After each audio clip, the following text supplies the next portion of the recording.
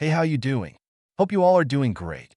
As you've seen in the thumbnail, in this video, we are going to see what if Naruto was Descendant of Demon King.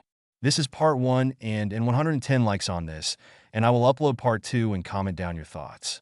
Before getting into video, I request you to check the author of this fanfic and show some love and support. Name of the story is Demon King's Descendant by Snake. Do check it out. All details in description. Let's get into the video. Also check out Patreon for uncensored spicy content. Link in description. Naruto struggled to get off the ground.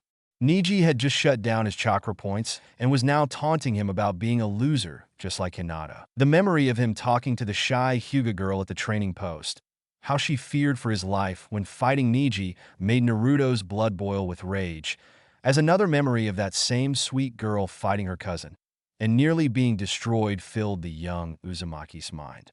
It wasn't fair.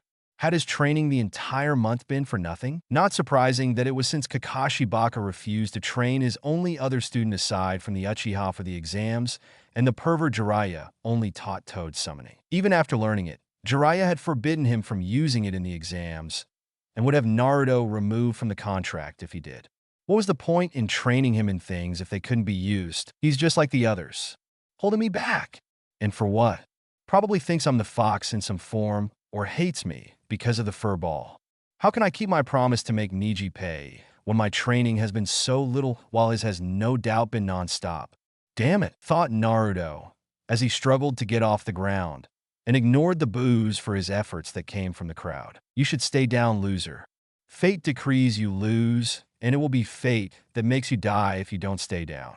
Even the people in the stands know what I'm telling you is true, and half of them aren't even shinobi, said Neji, seeing Naruto stand up and glaring at him with those blue eyes that seemed to be changing slightly. Fuck you. Maybe these people would be singing a different tune if they knew how you tried to kill your own cousin. Who the fuck does that? And to someone like Hinata? She didn't want to fight you because you're like a brother to her. You still are in Hinata's eyes. Kind of ironic, really. You claim those eyes see everything, Neji, but those eyes don't see the one person out of your entire clan who actually cares about family and making it whole again. I'm not the loser here, Neji. You are, said Naruto, feeling like his blood was on fire. His body felt like it was ready to explode with power, and felt a powerful surge of energy running through his veins that the Uzumaki thought was because of the QB. That was the problem, though. It wasn't QB's power. It wasn't her strength flowing through him right now. It was something worse. Something far more powerful. You are the one. At last, said a demonic voice that made Naruto tense, wondering if that was QB for a second before realizing the voice was different. Who are you? Said Naruto as he felt the power inside of him get stronger and made his body ache in pain at the feeling while the demonic energy covered his entire body for everyone to see. Deep within Naruto, QB recognized the demonic power that was now consuming her vessel. And not since the Shinigami being summoned did the Fox Queen know the true meaning of fear. Oh no! No, it cannot be. Not him. This boy couldn't possibly have his bloodline, thought QB, as she retreated back deeper into her cage and felt the presence of a being within Naruto thought to have been dead for over a millennia. What is that? This energy around him is twisted, cruel, and darker than anything I've ever felt before, thought Neji, as he saw Naruto clutching his sides in pain and letting out an inhuman moan of pain. Above the two combatants, the sky darkened, dark clouds covered the sun, and crimson lightning flashed around them while scaring the audience, watching on while some of the shinobi thought it was the fox revealing himself to the world once more. In secret, those shinobi had weapons at the ready to move in and kill the vessel should that be the case. You don't know how to use your power. Let me show you, said the demonic voice in Naruto's head, and in that moment the vessel of QB let out a scream of pain. The demonic power exploded from his very being while covering him in a massive dome of its energy that Neji had to leap away from it.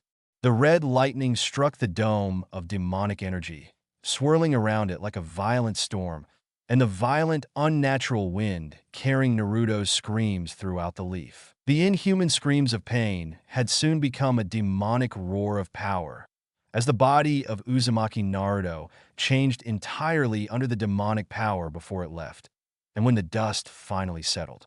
It revealed a single figure walking slowly towards Niji. Yet the walk was a walk with a purpose. Everyone's eyes widened at the sight of what was once Uzumaki Naruto. As Niji took several steps back, the Sandaime Hokage in the Kage booth gripped the armrests of his chair tightly. And even Orochimaru, under the disguise of the Kazekage, began to breathe heavier at the sight of this transformed boy. No, this was not a boy. Of that, the snake Sannin was sure, as he knew this power was not the QB's power, and felt this was something else entirely. Something far more powerful. "I have returned," said the voice of the figure slightly taller than Niji, currently wearing white pants, a yellow obi sash, and a yellow headband across his forehead where the leaf symbol once was with demonic tattoos all over his body. "You're not Naruto," said Niji, as he saw the face of this person having what? Possessed his opponent, and fighting in the blonde's place? "How observant you are. You're indeed a credit to your clan," said the demonic figure sarcastically before letting out a demonic chuckle and grinned at a vicious grin at Niji. "Who are you? What are you? Some kind of demon?" said Niji, as he got into a gentle fist stance and became more unnerved at the dark laughter this person was letting out. "Of course I am a demon, you fool. It should be obvious considering my energy is very much different than yours. As for my name is Raisin, the Demon King of War," said Raisin, as he could feel the eyes of everyone widening and their breaths being inhaled at his words. "The Demon King?" said Niji, as he saw Raisin flex his claws, and those eyes seemed to stare right into his very soul. "Yes, in the realm of Makai, there was once 3 demon kings. Each ruled over their respected territories, and I was one of them many years ago, long before your world became what it is now. Out of all 3 of us, I was the strongest of them. Now here I am, temporarily possessing my long-lost descendant, and I'm going to relish the feeling of kicking the crap out of your body for what you did to your innocent cousin. Or did you forget the promise Naruto made with her blood?" said Raisin, as he felt a sense of history repeating itself, and wondered if Naruto would fight back against the possession like Yusuke did. Before Niji could react, Raisin was in front of him, punching the Hyuga prodigy in the gut, causing vomit to instantly come out of the boy's mouth seconds upon impact, and forcing him to his knees. The moment later, when those knees touched the ground, did they leave it, as Raisin followed up with a spin kick to Niji's head and sent the Hyuga boy bouncing like a rock being thrown on water into the stadium wall. However, before Niji hit the wall, Raisin was in between the two, grabbed his prey, and threw him down to the ground. Landing gracefully, Raisin walked in a calculating manner down the crater he caused using Niji's body, and picked the Hyuga branch member up by his neck while grinning a wicked grin before punching barely conscious Leaf Shinobi in the ribs. Again, and again, and again, each blow echoed throughout the stadium, many wincing upon the sound the impact made, and seemed to last forever before the demonic figure threw the broken body of Hyuga Niji onto the ground. Everyone thought Raisin was done with Niji, but the idea of it being over was not the case, as the former Demon King of Makai raised his right hand and pointed his index finger at the Hyuga boy before a small ball of demonic energy surrounded the tip of the index finger. Is this my end?"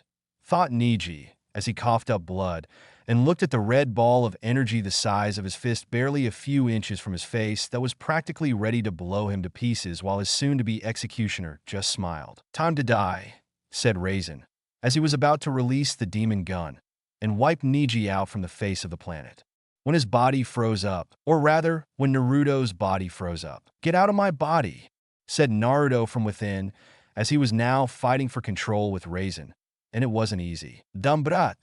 Let me finish this. I saw your memories of what this baka did to that girl, and we both know he deserves to die," said Raisin, finding himself unable to fire the attack at Niji's face. "Maybe he does, but we both know Hinata-chan will be sad over Niji's death, and she doesn't deserve that," said Naruto, as he sensed Raisin become angry with that, and yet knew this still girl cared deeply for her cousin. As much as killing the little prick would satisfy his bloodlust, Raisin knew Hinata didn't deserve to see her cousin get obliterated from the existence, and decided to show Niji mercy. "Just this once. Consider yourself very lucky boy. My descendant has convinced me to spare your miserable life for the sake of your cousin. Don't abuse this small act of mercy, or you will regret it," said Raisin, as he canceled out the attack and began walking away from the broken body of Hyuga Neji. Winner. Uzumaki Naruto, said Gunma, as he watched the possessed boy walking to the steps to the fighter's box and quickly summoned some medics to take care of Neji. In the stand, however, no one clapped their hands, no one cheered, and yet no one booed either at the results of this turn of events. Not surprising, since everyone was shocked at what happened, as they couldn't seem to understand what it was that just happened, and that the Hyuga prodigy had lost to the QB brat. It was as if their own little world had shifted in its axis. In the fighter's box, Raisin was given a wide gap of space, as he sat down on a bench and ignored the frightened looks everyone was giving him. Even Gaara was looking at him with fear in his eyes, as Shikaka was whimpering deeply within his prison, knowing that he was nothing compared to the Demon King, and decided to stay silent in order to continue living. As this happened, Raisin let out a small grunt of pain, as the seal holding the QB appeared on Naruto's stomach, and snarled at the seal before he slammed his clawed hand into it. Those around him thought he was crazy, but Raisin was far from that category, as he began pulling what his hand grabbed, and threw a crimson chakra-covered figure out of his body onto the floor. When the demonic chakra died down, it revealed a crimson-haired girl in her late teens, wearing a black kimono and black chakra around her neck with the kanji for Shinigami on it. It was QB. Get up, Q. You have much to answer for in regards to my descendant, said Raisin, breathing heavily, since removing the Fox Queen from her prison, that was this body, was no easy thing to do. Raisin-sama, said QB, as she knew ages ago, when Raisin addressed her by that short name he gave, it meant the Demon King was angry, and she was the source of it. You know what you did, Q? I saw the boy's memories. I've seen everything in his mind from the day he was born up until now. It is because of you that this boy has no mother to love and no father to guide him. I could wipe you out from existence using less than a third of my power, given you're barely considered an A-rank demon now. Give me one good reason why I shouldn't destroy you, said Raisin, as he looked at the woman before him, swaying her nine tails slightly in her kneeling position, and was clearly afraid to look him in the eyes. I didn't mean to attack anyone, Raisin-sama. It's just, after the Kushina woman gave birth to her son, Uchihamadara appeared before her, and freed me from my seal before using his damn Sharingan to take control, said QB, as she heard him scoff at the mention of the Sharingan, and kept her head bowed, knowing to counter what it would mean if she did. Do no speak to me about that pathetic bloodline. Those eyes only affect demons if the demon in question has a weak will. I thought you of all people were stronger than some spiteful human with a god complex in thinking he was better than everyone else, said Raisin, as he saw QB move her head away in shame, and the former Demon King let out a sigh, knowing that not every demon was as strong as him. I am sorry, Raisin-sama. I didn't want to kill the boy's parents, but after the Yondaime prepared to seal me again, the desire to be free was too great an opportunity to pass up, and I tried to grab onto it, said QB, as she had never had freedom like that after losing it to the Shodame Hokage sealing her up and his wife. And then Uzumaki Kushina herself. And look what happened. You became imprisoned again. It is only through my power that you're out of it and have gained some small amount of freedom, though not much, as you are still bound by the Shinigami seal currently on your neck, said Raisin, as he felt Naruto trying to regain control again, but kept the boy from doing so, and assured his descendant the body would soon belong to him again. What is to become of me now, then? Said QB, as she saw Raisin consider all that had happened, and felt like she was standing before Kami awaiting sentence. For the moment, you have temporary freedom to live outside of this boy's body, but not enough to go anywhere you want, and there is a limit to the range of being out of his body. As such, I've decided to let you out to help the boy in whatever it is he needs to further help him, and anything else that comes up that he may require of you, said Raisin, grinning at QB, seeing her blush slightly at the innuendo, and fidgeted under his gaze. I understand, Raisin-sama, said QB, as she knew better than defying the former Demon King's words, and risk bringing more trouble than she could handle upon herself. Good. For the moment, I need to speak with the boy and tell him about his heritage regarding me. While that happens, you are to guard the boy and make sure nothing happens to this body while I handle his mental training to handle the changes, said Raisin, seeing QB nod her head again and bow deeper. As you command, Raisin-sama. I won't fail you, said QB, and looked up at Raisin, seeing him now, giving her a gentle smile. I know you won't fail, Q. Just try your best. That's all I've ever asked of my own subordinates, said Raisin, as he saw QB nod, and then let his head go limp that indicated to her that the former Demon King was now talking to Naruto. Kagibut. The Sandaime Hokage was now sweating up a heavy storm, as he knew there was only one reason Raisin had come back to this world, if only to temporarily possess Naruto, and it involved the contract the Shinigami made with the Yondaime. Minato, in his infinite wisdom, had bound the village itself to the contract in seeing his son as a hero for holding the QB inside of him.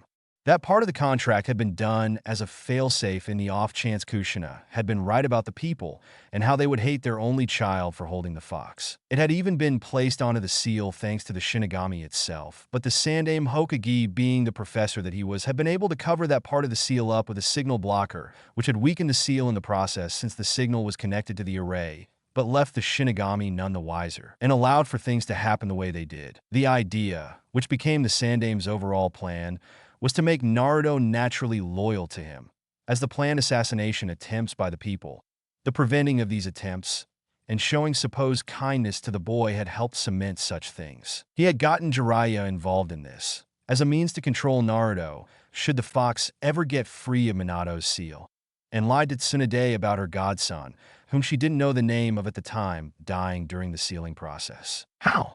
How could the blocker been removed? How could this have happened now? My plan to mold Naruto has been ruined, thought the Sandaime, as he did have a special ANBU squad on standby to kill Naruto should the efforts he had put into the boy's mental conditioning not produce fruit in a figurative sense. But now such a squad would be like a fly that could be swatted away with ease. And even the old Kage himself even would have been destroyed in the process regardless of age. Next to him, Orochimaru was terrified at what he had just seen, and yet he wanted the boy to be his new vessel. The descendant of a demon king was right across from him on the other side of the stadium. Yet he couldn't make his move knowing that the plan to kill the Sandaime would fail, and the simple humiliating fact Raisin would crush him easily with a snap of his fingers. For now, the Snake Sannin would have to go along with his original plan to kill the Sandaime Hokage, and then find a way to go after that body to make it his own. Naruto's Mindscape. Who the hell are you? It's bad enough I have Fox inside of me, and everyone hating my guts for it.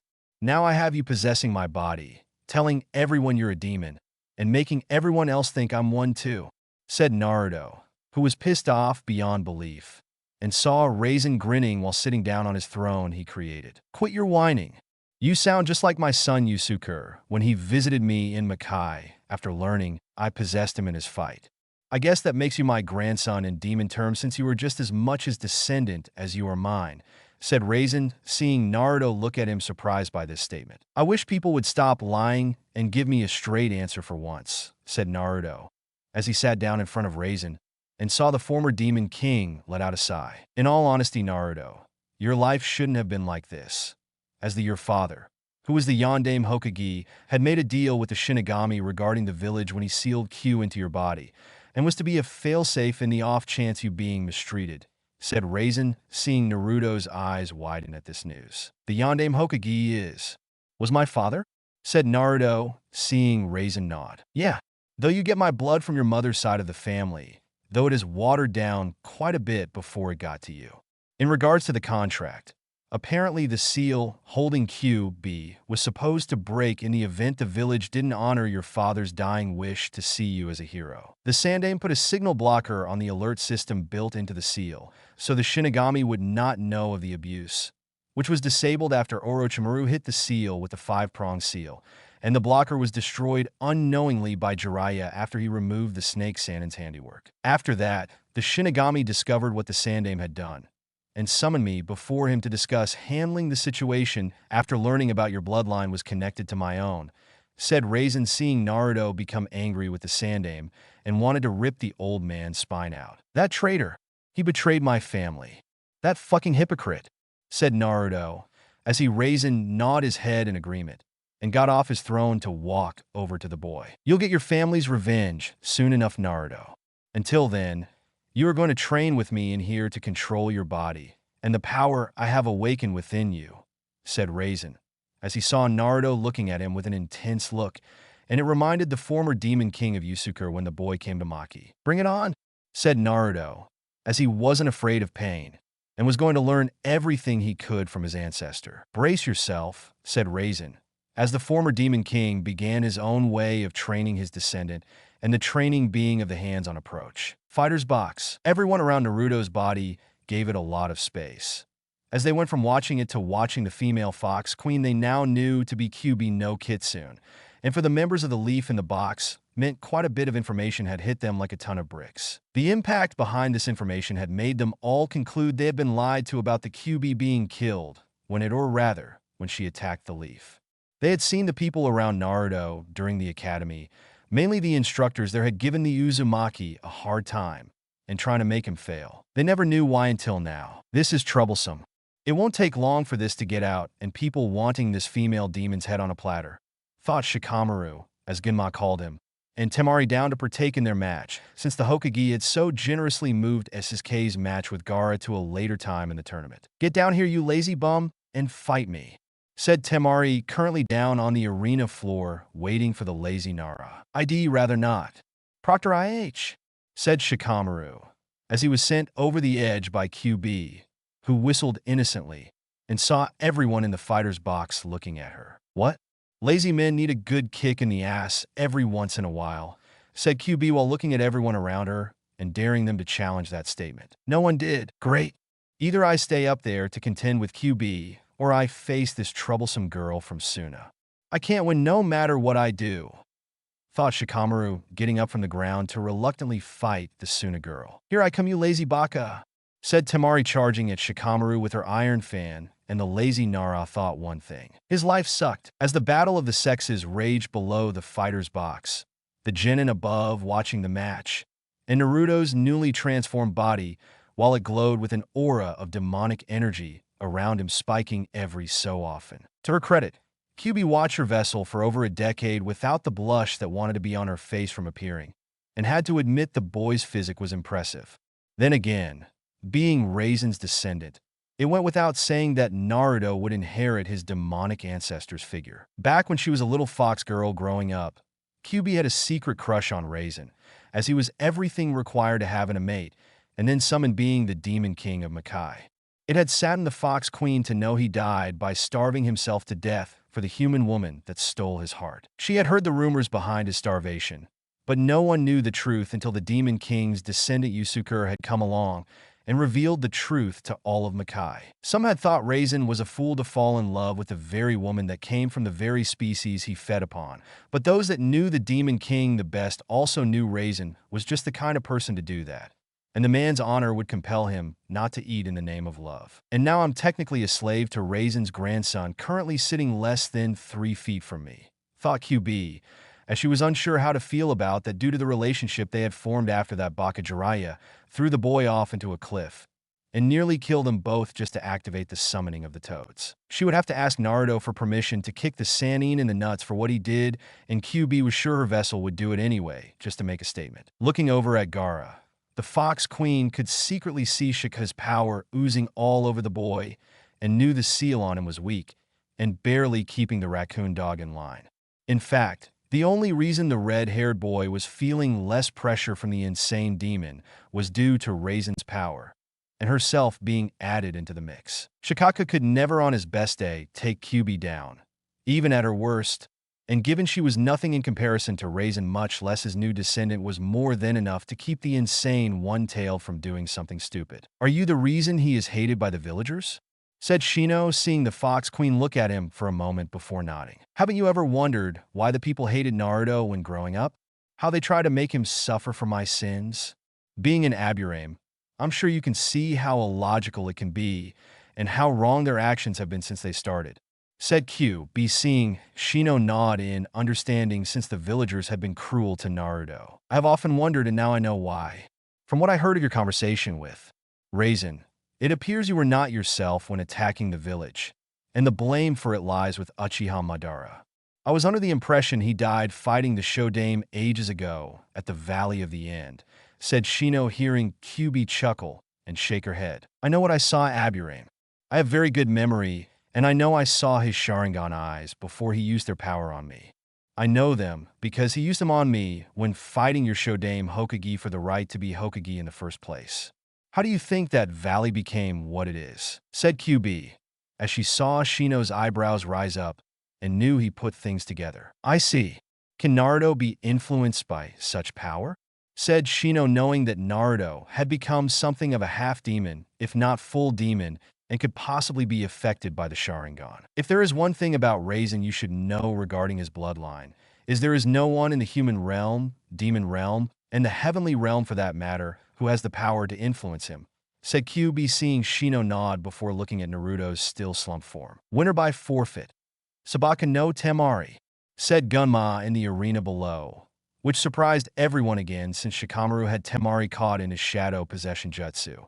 And yet the Jinin forfeited, stating he was out of chakra before letting his opponent go. Damn it, Shikamaru, why do you have to be so lazy?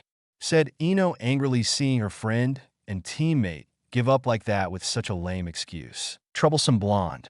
Win or lose, I'm gonna get yelled at by Ino.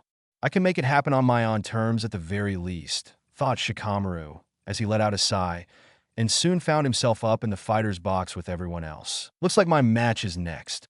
Thank you for talking with me, QB-sama, said Shino, as he bowed his head slightly and began walking towards the steps to head down to the arena. Proctor, I forfeit, said Kinkaro, getting boos from the crowd. Now it is my turn, said Gaara softly, as he left silently down the steps closest to him and didn't look back to see the others looking in his direction. And it was at that point did Naruto open his eyes and stood up too, before walking over to where he could get a good view of the arena floor to see the next fight. Raizitha? Said QB, as she didn't know if it was Naruto now in control or still Raisin in the transformed body. Nokai Ryo-chan. Grandpa's gone, said Naruto in a deeper, more mature-sounding voice as he stared down at Gaara and the space where the Uchiha was supposed to be. But wasn't. I see. I'm sure you had a lot to talk about inside your mind, said QB, as she looked where he did and saw the same thing with her eyes too. There was no Uchiha. So why were they waiting for the spoiled brat to arrive? Did she just answer her own question? We talked. We trained. I now know many truths that were kept hidden from me. No more will I be lied to by the likes of them, said Naruto, as he looked at the Sandaime across from him and let out a demonic growl at the old Kage. Gama was about to call the fight in Gaara's favor by Sasuke not being in the arena when lo and behold the boy, along with his sensei, appeared in a swirl, leaves meant to impress everyone around them. Of course, given what happened with Naruto changing into his new demonic form, the entrance Uchiha Sasuke had was worthy of a yawn and a small clap at best. Are we late? Said Kakashi, seeing the people weren't impressed with their entrance, and he found that rather odd. Not only are you late, Kakashi, but Uchiha Sasuke nearly got himself disqualified had the third Hokage not show leniency and push the match back. Incidentally, your other student beat Neji and made your entrance look like crap compared to him, said Ginma, as he pointed to the fighter's box, and the two-leaf shinobi next to him looked at the new improved version of Uzumaki Naruto with wide eyes. Is that Naruto? Thought Kakashi, as he felt a sudden wave of fear run through his body and saw those angry bloodlust-filled eyes staring back. Seconds later, the same figure was in front of Kakashi and SSK, with everyone tensing at Naruto's sudden presence on the arena floor. What I have to say to you two fighting will be quick, so shut up and listen. I don't care who it is that wins this match. I honestly don't give two shits which one of you advances to face me. I have a lot of anger itching to come out, and the winner of this match will have to fight me in the next round. So before either of you move in to try to winning against the other, just remember who it is you're fighting next. Just ask Neji if you don't believe me, said Naruto, letting out a demonic chuckle before disappearing and then reappearing to the right of the Hokage while leaning on the railing of the Kage booth. Naruto? Said the Sandaime, seeing the boy grinning in his new body, and it made the old Kage's heartbeat faster, while Genma ordered the start of the match below them. Grandpa Raisin wanted to let you know the Shinigami is looking forward to claiming your soul, old man.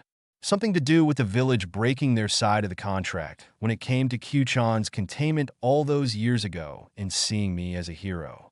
You did a very bad thing putting that blocker on the seal, old man. A very naughty thing to do, said Naruto, glaring at the Sandaime Hokage, now looking to flee from his sight, but couldn't because the glare kept the old man in place. And they both knew the moment the third moved from his seat, he was a dead duck during hunting season. And Naruto, I did what I did in order to, said the Sandaime Hokage, as he stopped when Naruto pointed his index finger at him, and saw the boy wagging it in a scolding manner while shaking his head. Save your excuses for the Shinigami, old man. I don't want to hear it, said Naruto, as he turned his head to see SSK charging up the lightning in his hand while on the stadium wall, and Gaara forming a dome of sand over his body with a giant eyeball above to see things for the redhead. Chidori, said SSK with his Sharingan activated, as he charged forward and thrust the lightning in his hand into Gaara's sand dome. For a moment, there was silence, as the Suna siblings couldn't believe someone had hit the dome of sand, and that it was Uchiha Isuke, of all people. Kakashi was in the stands with the audience, with pride showing on his masked face at the sight of the Kazekage's son being taken down a peg by his favorite student. In another lifetime, things would have been different, as SSK's Chidori should have pierced the dome of sand and hit Gaara right in the shoulder. In another lifetime, SASK would have caused Gaara to panic at the sight of his own blood being spilled instead of it being the other way around. But that was not this lifetime, and not this day on account of Shiko not whispering things to his vessel to distract the boy from the fight. As such, when the eyeball saw the Chidori coming at him, Gaara's mind instantly thickened the sand around him to compress into a denser shield, and stop the attack from piercing his shield. My turn, said Gaara to himself, as his sand wrapped around SSK's arm, and crushed it before throwing the Uchiha away several feet. Now many in the audience were worried, as the Uchiha prodigy many thought would be unstoppable had just been thrown aside like a rag doll by the youngest of the Kazekage's children, and his mastery over sand. Kakashi himself was shocked, as he had trained SSK to combat Gaara using his personal jutsu, and combined it with the speed training he copied from Lee to pass down to the Uchiha to use perfectly to defeat the red-headed boy. In the Jounin's mind, and by all accounts, SASK should be winning. How could he have done that? Kakashi-sensei said the Chidori would pierce through the sand and do what no other jutsu could. So why did it fail? Thought SSK, as he got up off the ground and held onto his mutilated arm. Is that it? Is that your power? You spent that whole month preparing to use speed and that jutsu on me? Nothing else? Pathetic, said Gaara, seeing SSK looking at him with intense anger in his eyes. How dare you talk back to me like that? I'm an Uchiha, an elite. You're nothing more than some bastard child of the Kazekage, said SSK, seeing Gaara looking back at him with that calm, unreadable expression on his face. You think I care about being his child? I don't care about my father at all. If given the chance, I would kill him right now, and all of the people in Suna that support his actions regarding my life, said Gaara before shooting sand bullets at SSK, and the Uchiha had to use his Sharingan to help dodge the attacks. Before the match could continue any further, however, feathers fell from the sky, and an explosion was heard above in the Kage booth. The invasion of the Leaf had begun. All around them, Leaf forces were finding themselves fighting sound, and Suna's shinobi, while the Kazekage's 3 children appeared in the center of the arena. Temari was now telling Gaara to unleash Shikaku, as was the plan when they allied with Orochimaru to take down Konoha, but Gaara shook his head, saying Shikaku didn't want to come out, even if its vessel was asleep, and would have said more had QB not appeared in front of them with a scowl on her face. Don't even think about it.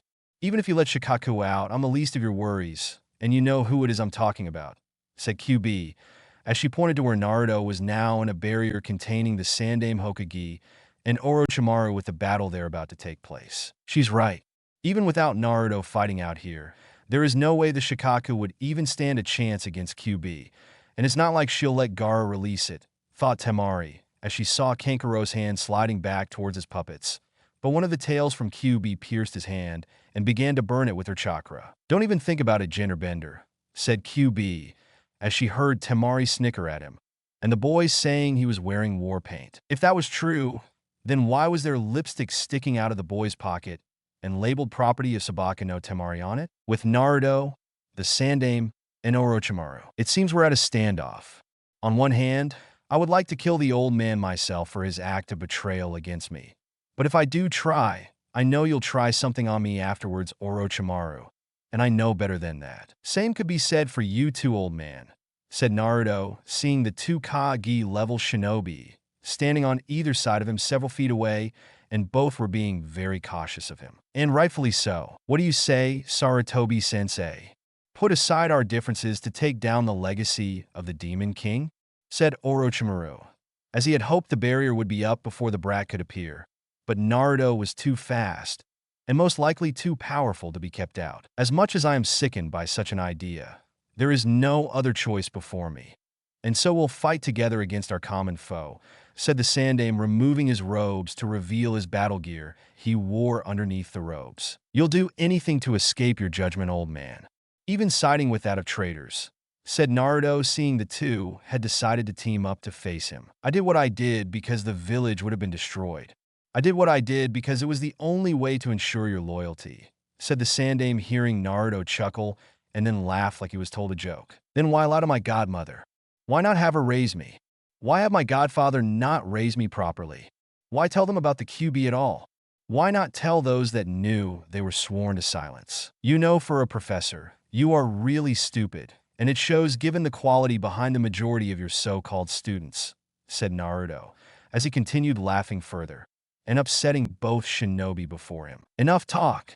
Time to die, said Orochimaru, as he brought out Kusanagi, and the third Hokage brought out Enma the Monkey King to become his staff. Bring it, said Naruto, as the two charged him, and intent on defeating the legacy of the strongest Demon King in all of Makai. They would soon realize that battle instincts were indeed in his blood. With QB, said Kakashi, as he appeared with his Sharingan active and was fully prepared to use it. Why hello, Hatake. Finally able to see I'm not the boy you've denied training for the Chunin exams? Said QB mockingly, seeing Kakashi scowl at her. What are you talking about?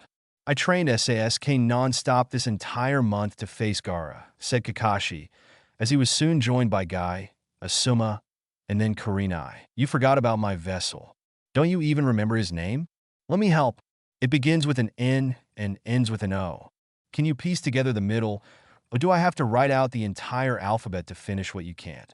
Said QB, as she saw Kakashi snarl at her behind his mask, and knew she hit a nerve. That boy is cannon fodder at best. By all rights, Naruto shouldn't even be in the Chunin exam finals, and should have lost to Kiba in the preliminaries, said Kakashi, as he saw QB laugh at him, and smiled wickedly while the other Jounin looked at the man with surprise. Really?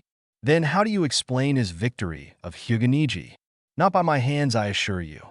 In fact, the only training he got was from the Toad Sannin Jiraiya for summoning toads.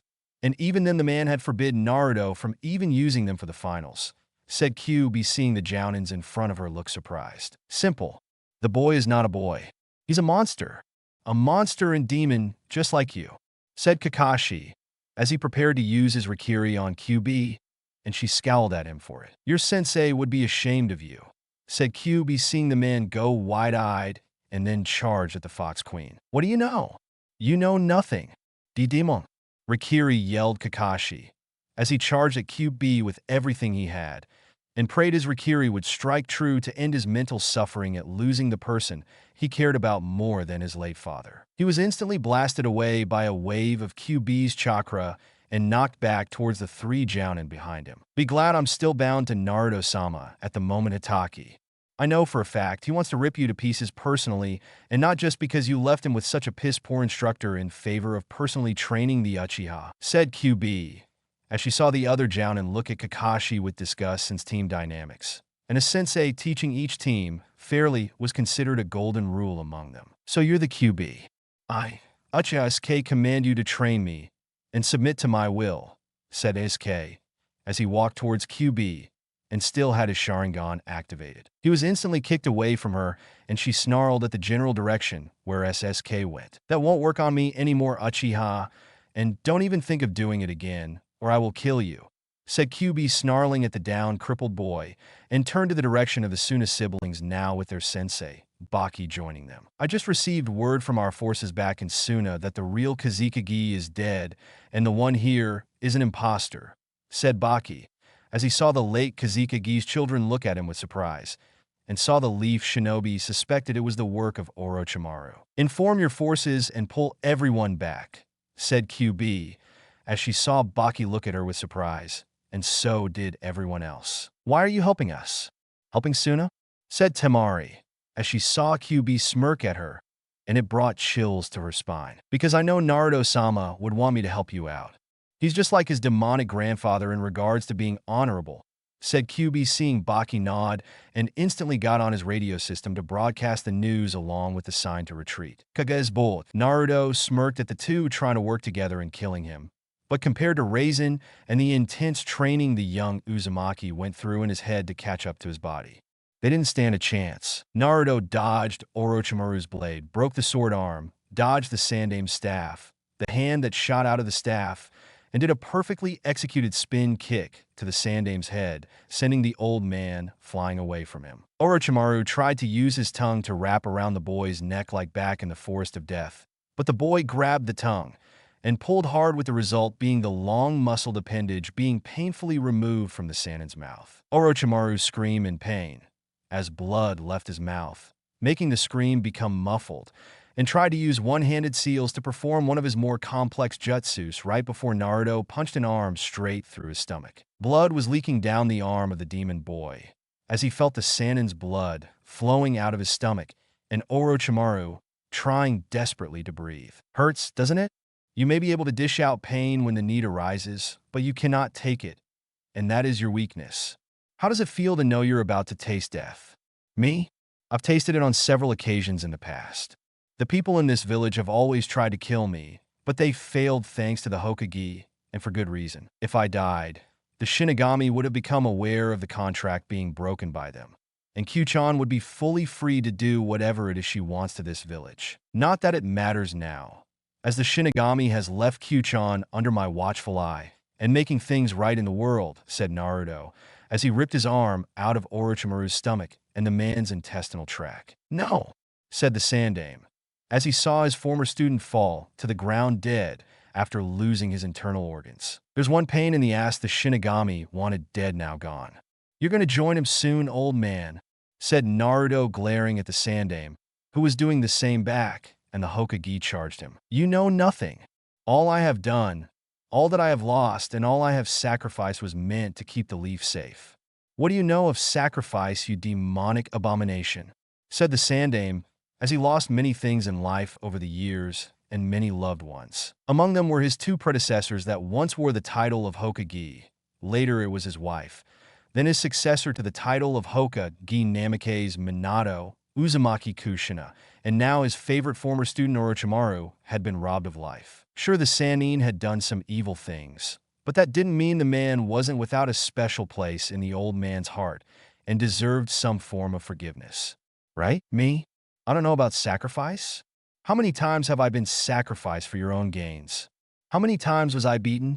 How many times was I stabbed by mobs you could have stopped at any time? My security detail when I was a kid failed over 80% of the time, and I was nearly killed by that same detail 50% of that. You've lied to me about everything just to have me under your thumb. Well, now I'm going to break your thumb along with the rest of your old and feeble body, said Naruto as he blocked the staff, countered a kick, broke the third Hokage's leg, knocked the staff away, broke the old man's left shoulder, his jaw, nose, the other leg, and right arm at the elbow, nearly ripped off the body from the impact of the half-demon strike. It was for your own good, said the Sandame definitely. Try telling that to my father and mother when you see them. After you die, I dare you to explain it to them after facing the Shinigami's judgment, said Naruto, before kicking the Sandame's head clean off his shoulders. Holy shit, said the female redhead of the Sound Four, as she along with the others saw this, had kept the barrier up even after Orochimaru died, and were too shocked to even let it down afterwards. Get the fuck out of my sight before I decide to aim my anger at the four of you, said Naruto, not wanting to fight pawns of the late Orochimaru right now. With that said, the barrier around him shattered, and the Sound Four began to flee back to Rice Country to do whatever they felt like doing. However, just as Naruto began to walk away, Jiraiya appeared in front of him with an angry look on his face, and it was one the young half-demon returned. You killed the Sandame Hokage, said Jiraiya, having witnessed at the murder with his own eyes. According to Grandpa Raisin, I had to on the order of the Shinigami himself. Are you going to tell me I should defy the Shinigami for something that was the Sandame's fault, just like the village is at fault regarding the contract my father made with the deity? Said Naruto, seeing Jiraiya's eyes widen, slightly knowing what he was referring to in regards to the death god. Even still, the village will seek to punish you, and nothing said can change that, said Jiraiya, as the two were soon surrounded by ANBU, and Naruto just smirked. Nothing? Are you sure? Maybe you'd like to contact my godmother. I'm pretty sure she'd love to hear how you and the Sandame screwed her over by lying about me being dead. That her godson, who was entrusted by the wishes of my mother to raise me in the off chance you couldn't, and that the village broke the contract the Yondaime made with the Shinigami regarding Kyuchan's sealing.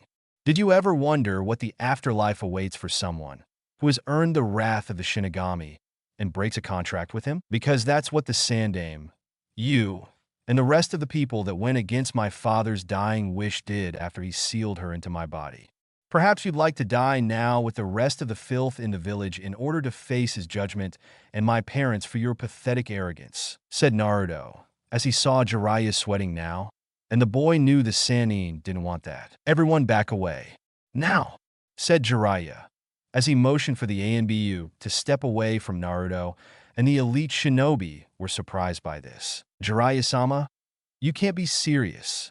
This demon has to pay for killing the Sandame, said the ANBU captain before QB herself materialized beside Naruto and then whispered something into his ear. Do as I say. I am the strongest shinobi now currently in the village, and my order will be obeyed until an official Hokage has been decreed, said Jiraiya, as he saw Naruto still grinning at him. And it sickened the Sannin greatly. Smart move. Though you're not the strongest shinobi in the village. I am, said Naruto, as he grinned at Jiraiya once more, and then walked away from the man to find a place to relax. This isn't over, Naruto.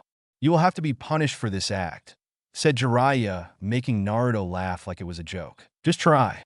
It will only bring you closer to the death god's doorstep, said Naruto, as he along with QB were instantly gone from his sight. And deep down, Jiraiya knew the boy was right. Damn it. Thought Jiraiya, knowing that he'd have to tell the Fire Daimyo what happened regarding the Sandame's death. It was about a week after the invasion before the Fire Daimyo came to the Leaf, his army of samurai right behind him, and meeting with Jiraiya along with the three governing bodies of Konoha. The man had heard many rumors during the week about the Leaf, but they seemed so absurd, and was finding them difficult to be true. The descendant of a demon king? Contracts with the Shinigami? Something about the QB being connected to the two? Where did it end? Welcome, Daimyo-sama. I trust the trip here was pleasant? Said Jiraiya seriously, though decided a little small talk with the feudal lord couldn't hurt. It was pleasant enough given the news that's reached my ears. You, the councils, and the clan heads have a lot of explaining to do, Jiraiya-san. I also want to speak to the son of the Yondaime, who, if the rumors about him are true, is the descendant of a demon king from the demonic realm, and was the vessel of QB, said the Fire Daimyo, as he saw Jiraiya flinch and knew that the rumor about that was indeed true. Of course, sir. I'll have an ANBU request his presence before you before the meeting starts, said Jiraiya, seeing the Fire Daimyo raise an eyebrow at him. One of the same ANBU, who I believe have failed deliberately in protecting him when he was younger and helped in his mistreatment? I think not. One of my aides will seek him out, said the Fire Daimyo, as he motioned for one of his heads to find Naruto, and a look telling the man to be respectful. But your aide respectfully doesn't know where to find him, said Jiraiya, as he saw the Fire Daimyo smirk and look at the Sannin like he had an ace of his sleeve. My aide is also an expert tracker who was trained by his father and former hunter Nin born from this very village. The man can find anyone I wish. Besides, given the general description of the Yondaime's son and his features, he shouldn't be hard to find, said the Fire Daimyo, having heard of the description of what Naruto looked like and knew it wouldn't be long before his aide found the boy. With Naruto, the Uzumaki, now Namikaze's boy, was currently at a training ground sparring with a few shadow clones and being watched by the Fox Queen QB. It wasn't like there was anything else he could do on account of people avoiding him and QB for being what they were. Even most of the other Rookie 9 plus guys team were hesitant to go near him now, as they feared for what Naruto, or even QB in his name, would do. The only fraction of the group willing to go near him was Hinata, Shino, And though Naruto had to visit the latter of the three in the hospital on account of the bowl haircut boy's injuries. "You can come out now," said Naruto, looking at the trees, and saw a regal, yet strong-looking individual wearing the seal of the fire daimyo on his shoulder come forward before kneeling a few feet away. "Namikaze-sama, it is the respected wish of the fire daimyo that you speak to him in regards to a meeting coming up with the governing bodies of Konoha, Jiraiya, and of course Fire Daimyo himself," said the feudal lord's aide. "Am I to be brought up on charges?" said Naruto, seeing the aide shake his head no. "Not to my knowledge. The Fire Daimyo only wishes to speak to you during the meeting. Nothing more," said the aide, and saw Naruto nod before motioning for QB to follow. "Tell the Fire Daimyo I'll see him there. Just need to take a shower. Wouldn't want to meet the man without being dressed for the occasion," said Naruto, as he saw the aide nod, and then leave to inform his master. "You really want to have a meeting with him? For all we know, he allowed your abuse to happen and is trying to cover his ass," said QB, not liking human politics any more than she liked most humans. "If the Fire Daimyo is involved, then there is no better time to kill him," said Naruto simply. Hokage Tower Meeting Room. "Daimyo-sama, I must respectfully protest this demonic abomination attending this meeting, and even more so with the QB bitch," said a civilian councilman, as he glared at Naruto, and QB hoping the Fire Daimyo would kick the two out. "I asked for the young Namikaze clan heir to join us. If he chooses to bring QB with him, then that it is his choice, and I will not oppose her joining us," said the Fire Daimyo, with the councilman grinding his teeth in anger. "He killed the Sandame Hokage. My old teammate needs to be avenged, and this monster has to be killed for his actions," said Koharu, as she saw Naruto scoff at her statement, and QB smirking. "Considering how the Sandame, along with most of the village, broke their side of the contract regarding Q-chan's imprisonment in my body, I think the one needing to do the avenging would be me. And I'm not afraid to let a certain fox queen have a little fun too," said Naruto, as he loved seeing the people before him tensing and paling in fear of fighting QB again along with himself. "We are above the Shinigami.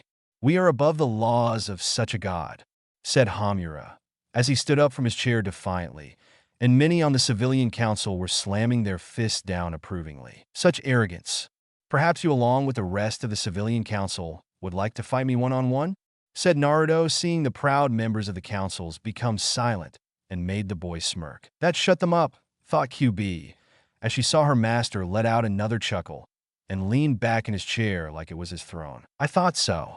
You speak of power, but you have none, and you think this village cannot be destroyed because it has won so many battles in the past. Unfortunately, your victories have only made you arrogant, weak, and making you the target of other shinobi villages that want to see you humbled if not destroyed," said Naruto, hearing the protests from the group, and they were silenced by the Fire Daimyo raising his hand to silence them. "What do you suggest, young Namikaze?"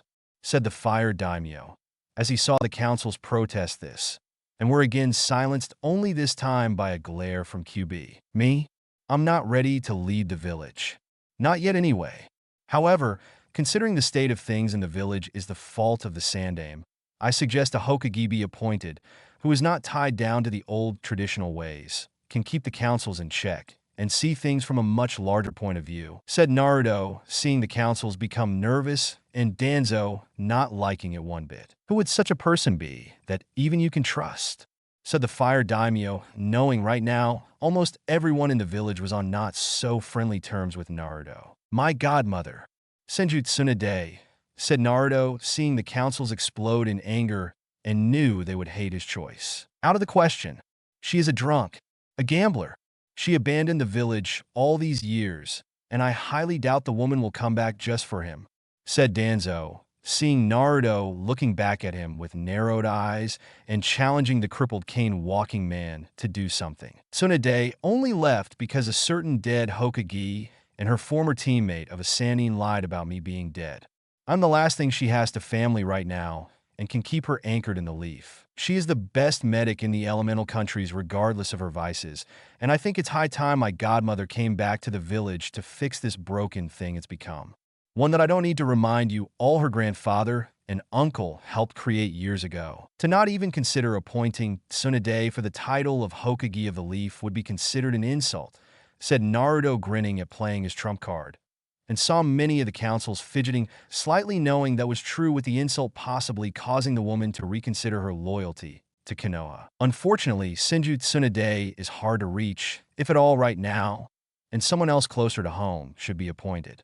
Someone like myself, said Danzo, hoping the Fire Daimyo would consider that fact. You? Please. You're a year older than the Sandaime Hokage. The sight of you will only make the Leaf's enemies double in number, said Naruto, seeing the War Hawk narrow his eye at him. Naruto-sama. I sensed something behind the man's covered eye. I think he might have a Sharingan underneath it, said QB in a whispered voice, making Naruto narrow his eyes at Danzo. I'm afraid I have to agree with Namikaze-san on this, Danzo. Tsunade is much younger, and her medical skills would help the Leaf immensely in refining the hospital along with the staff, said the Fire Daimyo, as he saw the man looking unhappy, and it made Naruto smile further. Even if you could appoint Tsunade as the Hokage, you would have to find her first, and that in itself is troublesome, said Narashikaka, getting elbowed by Inoichi to shut up. If I could bring her back, would you appoint my godmother the title of Hokage? Said Naruto, as he saw everyone looking at him now and getting everyone's attention. I suppose she would have to agree to it, of course, said the Fire Daimyo, as he knew the woman wasn't very fond of the title, which made him surprised originally that Naruto would request Tsunade for the position, and even offering to bring her back. You leave that to me, said Naruto, grinning a devilish grin. Very well.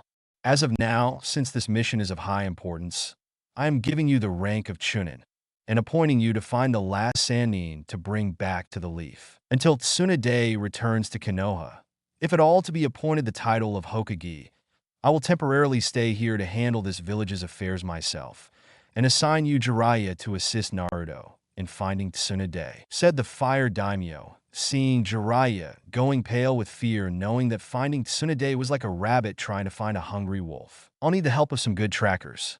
I have two in mind that I can trust, said Naruto, seeing the Fire Daimyo think about it for a second before nodding. Very well. You have several days to prepare for this mission. Just let me have the names of the people you want, and I'll make it official, said the Fire Daimyo, with his words effectively ending this meeting. I'll let them know and find out if they're interested, said Naruto, leaving with QB to find his potential teammates. With Team 8 sometime later. That's enough training for one day, said Kurenai, as she had her team working up a sweat in today's training and decided to give them a descent break. Come on, Kurenai-sensei. I have to get stronger, said Kiba, as he was still kicking himself for losing in the preliminaries against Naruto, and that he got to avenge Hinata's honor. You will, Kiba, but there is no real rush, as the next Chunin exams are pretty far away at this point, and rushing things won't help, said Kurenai, as she counted her blessings over the fact Naruto hadn't transformed into his new demonic form when fighting Kiba, and put the Inuzuka in the hospital. Well said Naruto, appearing behind the Jounin, and saw the two people he needed for his upcoming mission. Naruto? What are you doing here? Said Kiba, as he saw Hinata blushing at the sight of the Namikaze muscles, and growled at the fact his female teammate never looked at him the same way. Even Kurenai had a blush on her face. How unfair was that? Simple. I need Hinata-chan and Shino-san to join me on a mission approved by the Fire Daimyo himself. We're going to track down Senju Tsunade to become the next Hokage with the help of Jiraiya of the Sannin, said Naruto, with Jiraiya's name spoken with clear disgust. A mission with Naruto-kun, almost all alone with that manly muscled body of his to ogle at. Joy, thought Hinata, as she was so happy and would have fainted if not for the fact her eyes didn't want to stop seeing the muscled masterpiece that was Naruto's upper body. Senju Tsunade is one of the 3 Sannin. Her medical skills and knowledge are known throughout the elemental countries, said Shino, seeing Naruto nod in agreement. She's also my godmother. That aside, the line of potential candidates for being Hokage is short, and there is no telling who the Fire Daimyo may choose for the position. That old team Danzo wants it badly from what I could see, said Naruto, as he saw Kurenai raise an eyebrow at that. But she didn't disagree, knowing the old War Hawk had quite the rivalry with the Sandaime Hokage for the position. When do we leave for the mission? Said Shino, while Kiba was now complaining about not being on this mission. In the next few days, so get packed for the long trip. Tsunade has been dodging creditors since before we were born and won't be tracked easily. Be sure to bring your A game, said Naruto, seeing Shino nod and leave to prepare while Hinata was now pressing her fingers together nervously since she wanted to ask the demonic boy something. Unbelievable. He turns into an actual demon and she still likes him. Not that she's the only one. A few years from now, and Anko will have practically tried to glue herself to his body, thought Kurenai, as she saw Hinata walk towards Naruto and hesitate to ask him a question. "In Naruto-kun I wanted," said Hinata, but unfortunately for her, one Inuzuka Kiba ruined her chance to ask Naruto on a date and got into Namake's face. "You think you're hot stuff, don't you? Well, you're not. Without QB or that demonic blood running in your veins, you would be the same loser I fought in the Chunin exam preliminaries and be the run of the rookies," said Kiba with Hinata gasping at his words before something inside snapped, and she moved so fast it even impressed Naruto. Before Kiba could even register the blow to his face, the Inuzuka was sent flying across the training ground, through several trees, and imprinting himself onto a boulder. With a raised eyebrow, Naruto looked from where Hinata had gentle slugged Kiba to the girl in question, and saw the Hyuga heiress revert back to her usual shy self complete with a red-faced blush. That hit was like one of Tsunade's punches, thought Kurenai before looking at her student with a sense of pride in developing a backbone despite it being used to hit her teammate into next week. "Impressive right hand you have there, Hinata-chan." "Most impressive," said Naruto, as he took that hand of hers and gently touched the back of it with his thumb while the poor girl was having a full-blown close proximity to Naruto meltdown. "Naruto-kun's touching my hand. He's touching my hand. Look at those muscles on his body. No, bad Hinata. Don't look or you'll faint. But those tattoos just makes him sexier and that smile is just," thought Hinata before her entire mind shut down, and she fainted right into the very place her fantasies would be in the next fraction of a second, crashing into Naruto's upper body. Chuckling at the girl's actions, Naruto picked Hinata up bridal style and handed her to Kurenai, currently watching with amusement, yet caution in case he tried to do something perverted to the Hyuga heiress. Bidding the Jounin a good day, Naruto left to head to the Namake's estates and prepare for the mission after informing the Fire Daimyo the two Genin had agreed to join him to track down Tsunade. Tanzaka City, 2 weeks later. "You're sure the information was accurate?" said Naruto, as he along with QB, Shino, and Hinata were behind Jiraiya on a hill looking at the city below them. "What? You're doubting my spy network now too?" said Jiraiya, though the look from Naruto told the Sannin the boy doubted a lot of things about him. "No. Just your competence in managing it to provide you with accurate information since we've been bouncing from place to this one," said Naruto before looking at Shino and made a head motion to let loose some bugs to scout the city. "Smart-ass brat," thought Jiraiya, as he scowled at his godson and looked away from him. "While Shino's bugs cover far and wide, we will cover the near and close by ourselves to make finding Tsunade easier," said Naruto, as he tugged a little on his open Chunin vest given to him by the Fire Daimyo before the mission on putting together the team to find the lost female Sannin. As the group walked through the city, many were giving Naruto looks, though the ladies seemed to give him ones with lust in their eyes and couldn't ogling his chest.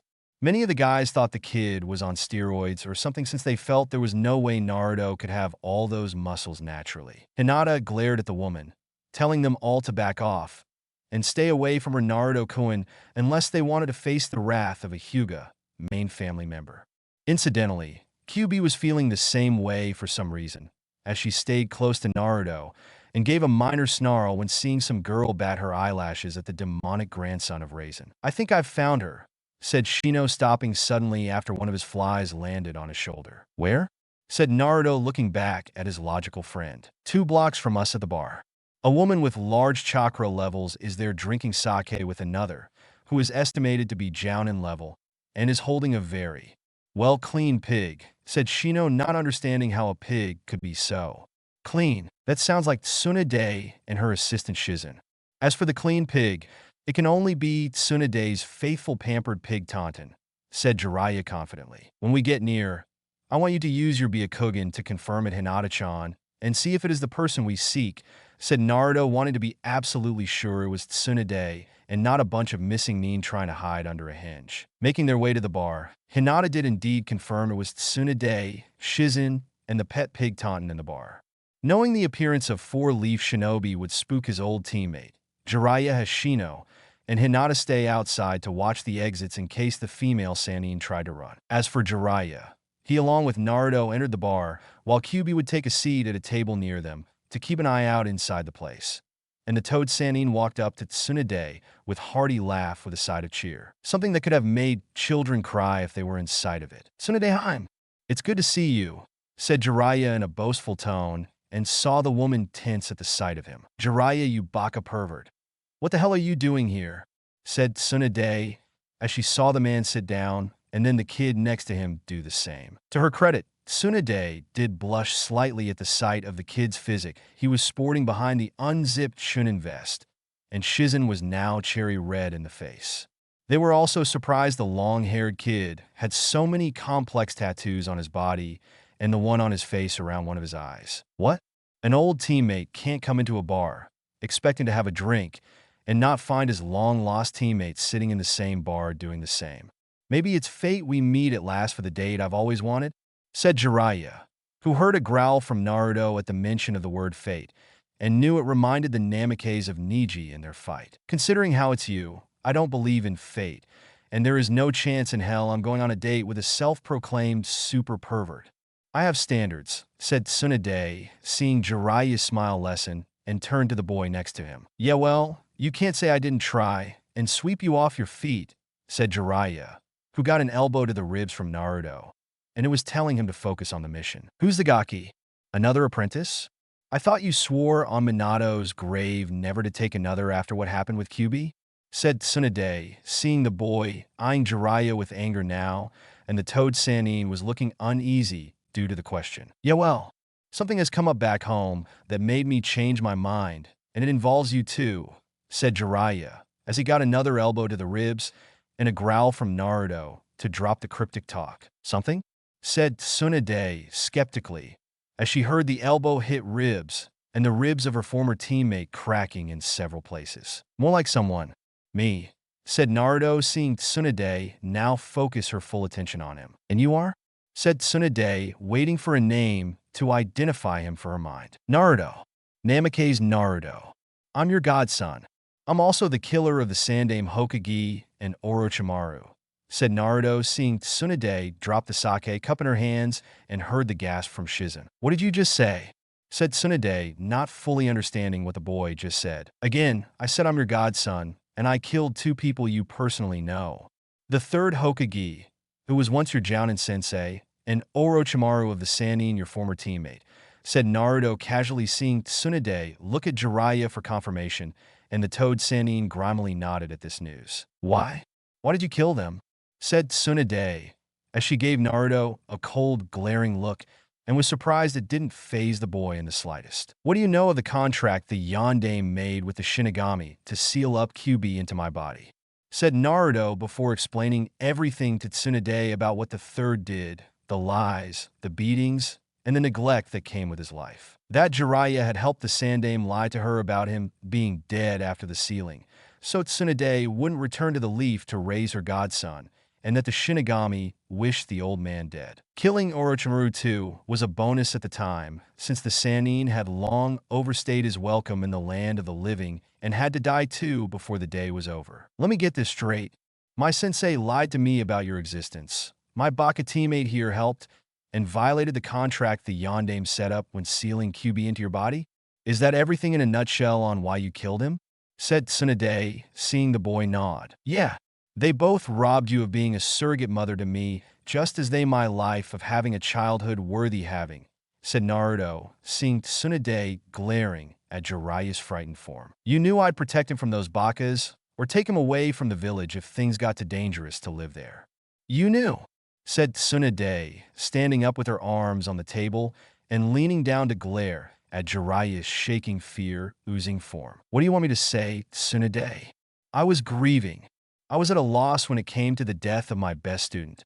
When the Sandaime told me what he had planned to keep Naruto in the village no matter what, I didn't care about the boy and said I'd help make it happen. Hell, I even told our sensei how to seal the Shinigami's signal system in the array design and warned him of what it would do to the seal. Did he care? No. Sensei probably figured he'd be dead at that point and the problem would arise for his next successor to handle it, said Jiraiya before he felt Tsunade grab him by the throat and lift him right out of his chair. And of course, should anything go wrong, you'd be dead around that time too, with a clear conscience on your soul and no regrets in leaving your student's son to suffer. Do you really hate the QB so much you'd hurt your only godson, and my godson at that? Said Tsunade. She pulled him face to face with her grip on his throat tightening. I've done enough noble things in this world that one little evil act isn't going to deny my right into the heavens when I die, Tsunade, said Jiraiya, as he wasn't afraid to die, and knew Tsunade knew it too. Actually, that's not entirely accurate, Jiraiya, said Naruto, grinning a devilish grin, and it brought the two Sannin to focus their attention back to him. What do you mean? Said Shizen, now speaking for the first time since this argument spewed out. Jiraiya can't go up or down on account of what he did, so the Shinigamis decided to devour his soul, said Naruto, seeing Jiraiya pale at the idea of being punished for his actions, and didn't want to die anytime soon. Or later for that matter. That's not fair, said Jiraiya before Tsunade reinforced her grip on the man's throat. Maybe next time, you won't be so narrow-minded, and do your job in the next life, said Tsunade, as she threw Jiraiya out of the bar via the wall and turned to her godson. There's more. The Fire Daimyo is looking into potential candidates worthy to hold the title of Hokage. The list is pretty short, and your name came to the top of the list. Would you be interested in becoming what your grandfather and granduncle did years ago? Said Naruto, seeing Tsunade wanting to say something, which most likely what she had personally thought about the position of Hokage, but stopped for a second and began to rethink her answer. In truth, she didn't like the position of Hokage, mainly because all those in her family and heart had died because of it. They either died eventually from having the position, or because it was their dream to become Hokage one day. However, if she denounced the position like the Sannin originally planned, then Tsunade would denounce her family and loved ones that strive to have that position. The Fire Daimyo supports the idea of me being Hokage, said Tsunade, finally, before Naruto nodded his head. Sure does. Thinks your medical skills could help rejuvenate the hospital and re-educate the staff there since they seem to have become lazy, said Naruto, meaning the hospital staff didn't like him and would rather forsake the Hippocratic Oath in order to have their revenge on QB. I suppose being Hokage wouldn't be bad. It would get me away from those damn debt collectors, said Tsunade, seeing Shizen and Naruto sweat drop. And let's not forget spending time with your godson. Your only godson at that, said Naruto, seeing Tsunade pause before smiling sheepishly. That too, said Tsunade, seeing Naruto look at Shizen with a raised eyebrow, and the woman sighed. It's the sake. Blame it all on the sake. It's what I do, said Shizen, embarrassed by her teacher's behavior, while said Busta Blonde glared. Taunton let out an oink in agreement to Shizen's statement. I'll keep that in mind, said Naruto, as he walked out of the bar with the two women and Pig so they could meet his three teammates for this mission. So you're QB? Said Tsunade, as she had to admit the Fox Queen was quite beautiful for a female demon, and saw the seal on her neck proving she was indeed still bound to Naruto. Yes, currently in the service of Naruto-sama for Kami knows how long, said QB, as she saw Tsunade measuring her up, and yet since the Sannin was pleased to know one of the most powerful demons in this world was female. Don't act like you don't enjoy being around me, Q-chan, said Naruto, as he smirked at her, and saw the blush reach the Fox Queen's face. Baka, thought QB, as she saw Tsunade raise an eyebrow at her, and the Fox Queen just gave a look that said don't ask. Senju Tsunade, meet my two teammates I recruited for this mission, Aburame Shino and Hyuga Hinata. They are part of the Genin tracking cell for Team 8 and two of the few people in the Leaf I trust, said Naruto, seeing Shino bow respectively and Hinata doing the same, though she had a blush on her face because of him. Not bad. Jiraiya finds me with his spy network. Then these two use their tracking skills to follow the trail and confirm it's really me before the encounter. In the event I resist, you along with QB keep me from running and bringing me back to Konoha by force if necessary. I can see why you got promoted to Chunin in the first place, said Tsunade, seeing the demonic boy let out a chuckle at the praise and wave it off. Ranks and titles mean nothing to me, Tsunade. I'm just a simple person trying to make my way through this cruel world, said Naruto, laughing, before looking at Jiraiya, finally getting off the ground after being thrown through the wall of the building earlier. Okay, mission successful, team. Now let's head back to Konoha, said Jiraiya while staggering over to them. It's late in the afternoon. Nightfall will be upon us in a few hours. Logic dictates we stay somewhere tonight, and then return in the morning, said Shino with the rest of the group agreeing. Someplace fancy. Expensive even. And you Arobaka are paying for it all whether you like it or not, said Tsunade, seeing Jiraiya gapping at her, while Naruto agreed with that statement. Why me? Why not Naruto?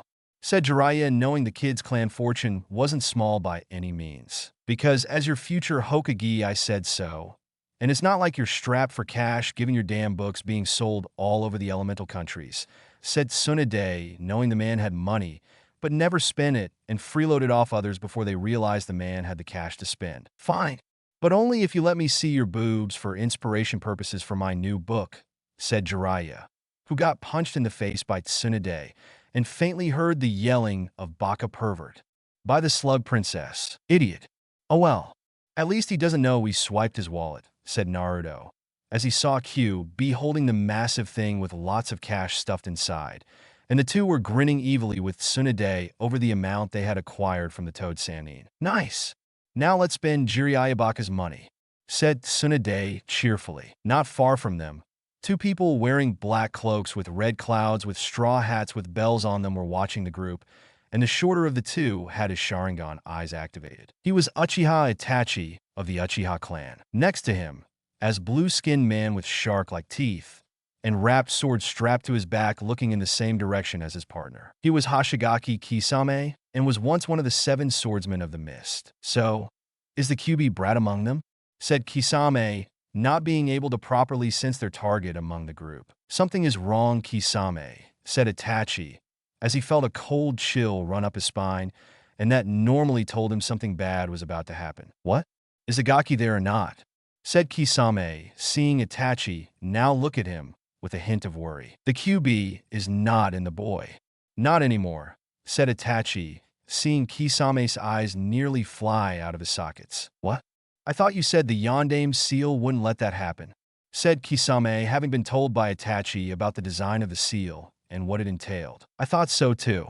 Somehow, QB has been freed, and she is with him down there, said Itachi, seeing Kisame go a little pale. So even if we took down the QB, which is a big if unto itself, we have to deal with a Sannin, 1 Chunin, and 2 Genin.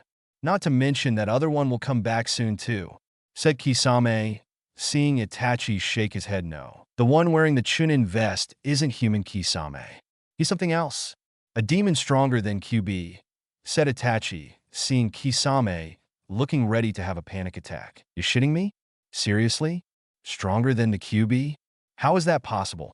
I thought QB was the strongest demon of the 9-tailed beasts, said Kisame, not wanting to believe that they would have to fight 2 demons instead of 1 now. I am not, said Itachi, seeing Kisame gritting his teeth. So, what do you want to do?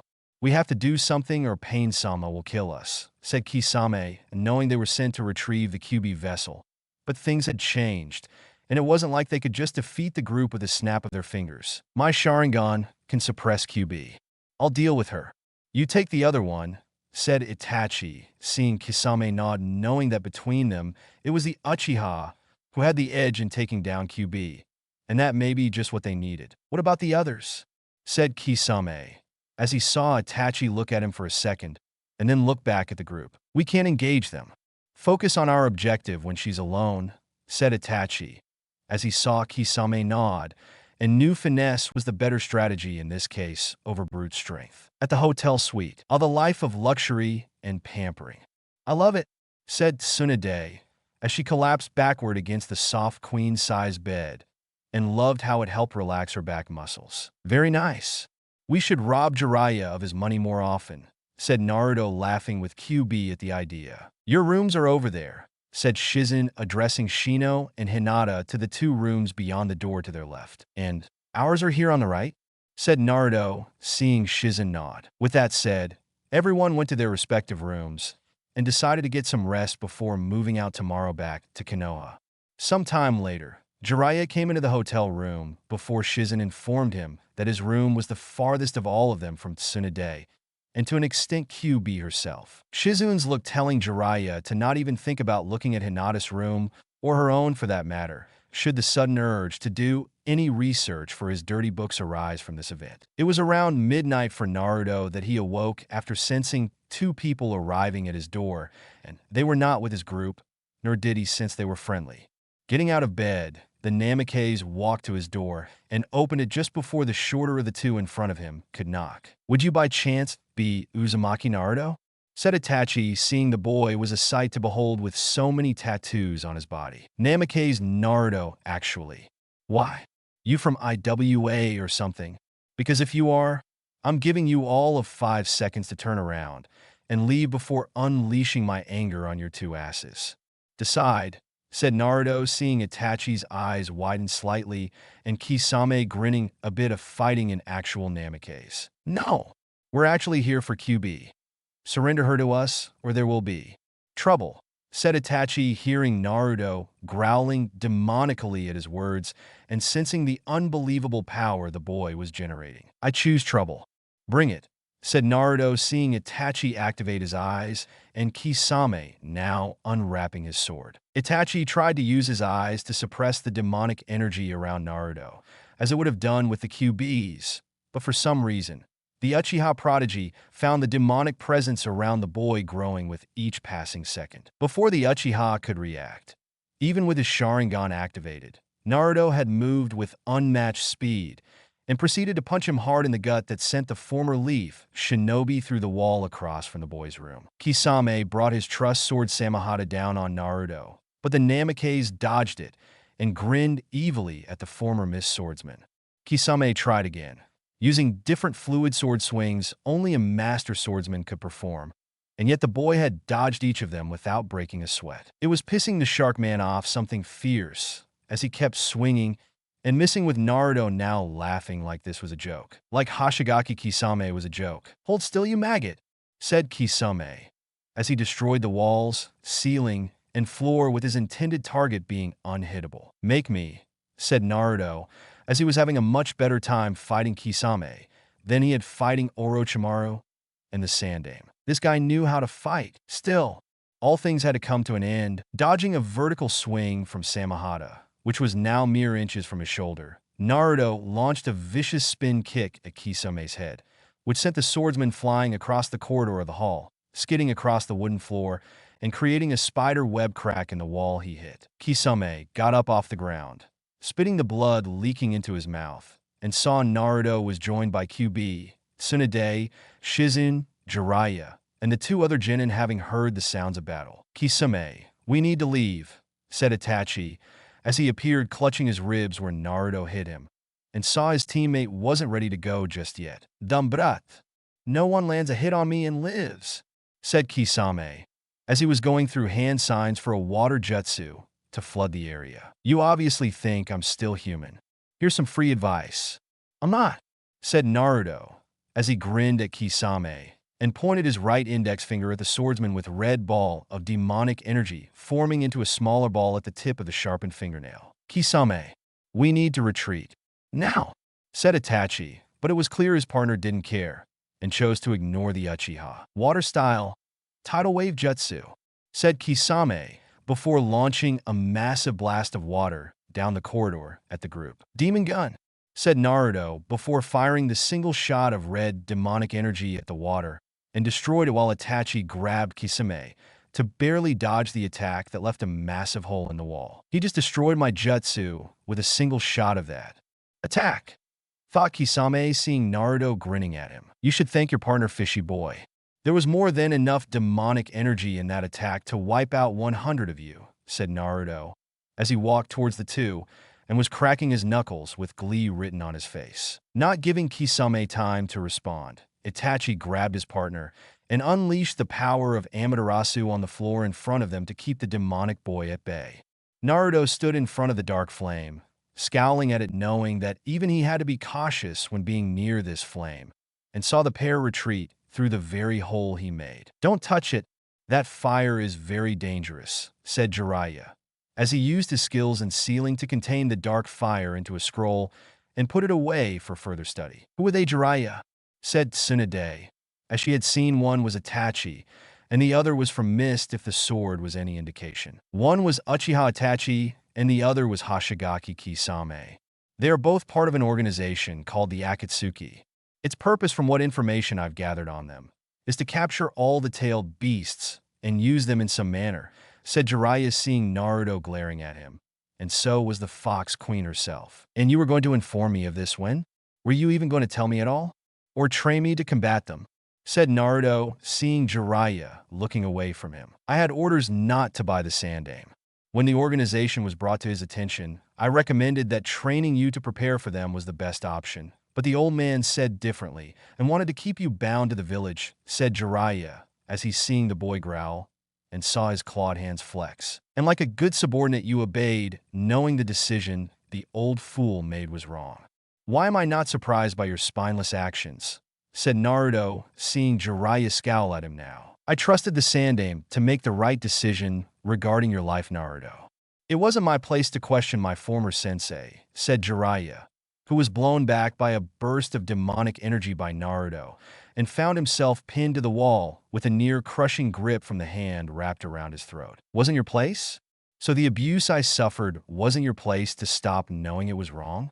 What kind of godfather are you to let your only godson suffocate under the oppressive rule of your so-called sensei that wished to have me under his thumb?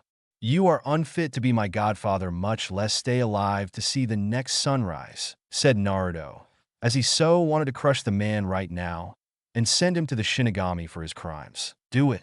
Send me to oblivion, said Jiraiya, as he saw the desire in Naruto's eyes and the boy's free hand ready to do what it did to Orochimaru not that long ago. Surprisingly, Naruto didn't kill him and simply let go of the Sannin while looking down at the man's slumped form on the floor. In due time, Jiraiya, you still have some use, but don't think your use in this world will be enough to repent for your past sins against me and my family in general, said Naruto before walking away from the Sannin. Who said I wanted to repent? Said Jiraiya, mumbling to himself. But QB heard it, and she retaliated by kicking the man right between the legs. Say something like that again, pervert, and I will kill you myself for your crimes against his family, said QB, as she walked away and let the man whimper for the rest of the night alone, knowing he would be pissing quite a bit of blood for over a week. Konoha several days later. I see the invasion left its fair share of marks on the place, said Tsunade, as she walked with the group into the leaf and saw signs of where the invasion hit pretty hard. You would think the invasion would humble them in realizing Konoha isn't invincible like they've led themselves to believe, but all it does is inflate their ego, due to the enemy losing in the end. And it has only increased their arrogance, said Naruto, as he saw the people glaring at him and whispering names in his direction. I still say you should kill them all, Naruto-sama. They deserve nothing more than death and suffering at the hands of the Shinigami, said QB, as she wanted to see this place burn so badly and could almost smell the fires of hell rising from the ground to make it happen. They'll die soon enough, Q-chan. Just hold out until then, said Naruto, as he would make changes to this place when he became its Hokage eventually. And his first order of business then would be to wipe out the old generation so the new one could grow more freely. Yes, Naruto-sama, said QB, as she blushed slightly at his use of her name, which was toned with affection and was different from when Raisin had used it. Not if I can help it, thought Jiraiya, as he was walking with a limp and was a bit angry Tsunade refused to heal his injuries so he wouldn't piss blood. When the group got the Hokage Tower, Tsunade greeted the Fire Daimyo, telling the man she would become the new Hokage of Konoha and that she would do everything within her power to make things right. The Fire Daimyo accepted her words, and the two prepared for the inauguration ceremony to take place in the next couple of days. The two councils were far from thrilled from this, as they would rather support Danzo in being the new Hokage than her. In his root program, over the Medic One Tsunade wanted to create years ago back during the Second Shinobi War when the Sandaime Hokage was still young. We do not approve of your appointment to be Hokage lightly, Tsunade, even if it is backed by the Fire Daimyo, said Koharu, as she looked at Tsunade sitting in the Sandaime's chair, wearing the Hokage hat and the robes to match. You don't like it? Then retire from your position and let someone else take over with more vigor in their bodies, said Tsunade with a look that told the older woman to challenge her further if she dared. What my former teammate and fellow councilman is stating, Hokage-sama, is that we are merely against the idea of you favoring that demonic thing responsible for killing your predecessor, said Hamura, as he saw Tsunade smirk at that, and nod her head slightly. I suppose I should feel something close to anger for that simple fact. If not for another one where my predecessor and former sensei lied to me about my godson being dead. That you all had a hand in his abuse with having the village populace move against him with trying to keep Naruto under your thumb to be your weapon once mentally beaten into submission, said Tsunade, glaring at Hamura, now sweating heavily under it. Hokage-sama, be reasonable. That boy is a demon no matter what.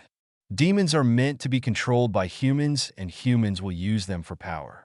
Surely going against the very traditions of the world, which have been in place for years, is not what you had in mind, and letting that monster walk around with a leash on his neck, said a civilian councilman, and found himself being looked at with killer intent behind Tsunade's eyes aimed in his direction. So I suppose the next time a demon needs to be sealed, one of your family members is willing to come forward and volunteer to become a demon? Is that what you're saying? Said Tsunade, seeing the council members going pale at the thought of their children becoming the very things they hated. We aren't suggesting that Hokage-sama, said another councilman running the merchant district of the Leaf. No. So only shinobi should sacrifice their children just to be abused by you? That is not how it works in the Leaf, and it never will. My grandfather did not want that, nor did my granduncle when they founded Konoha, and I will be damned before I let that happen. This is a shinobi village, councilman, not a civilian village. You don't like how things will be run?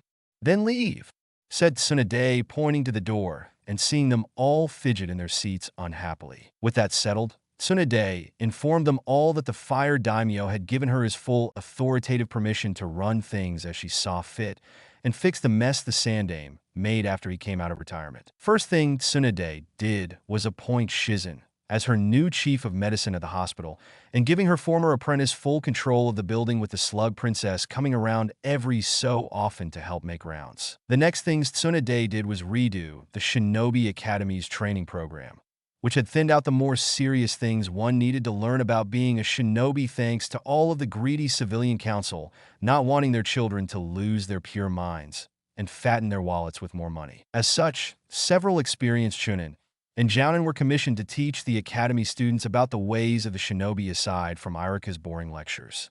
Even retired shinobi were brought in, teaching what they learned, and about some of the missions Genin teams went on at first when they weren't training to get stronger. Something that the councils tried to block, saying such things weren't in the budget, but Tsunade said otherwise, and dared them to say where they didn't have the funds for all these changes. The very idea of Tsunade poking around such things made Danzo nervous that his secret root program, thought to be shut down, would be discovered as being just the opposite, and decided to not oppose the changes, knowing that he himself would have to have his organization spread out a little more in certain areas of wealth to cover his own expenses while keeping the funds he borrowed from the treasury being discovered. As for Naruto, right now, he was currently standing in front of a nervous and blushing Hyuga Hinata, mustering up the courage to ask the Descendant of Raisin out on a date. Come on, Hinata-chan.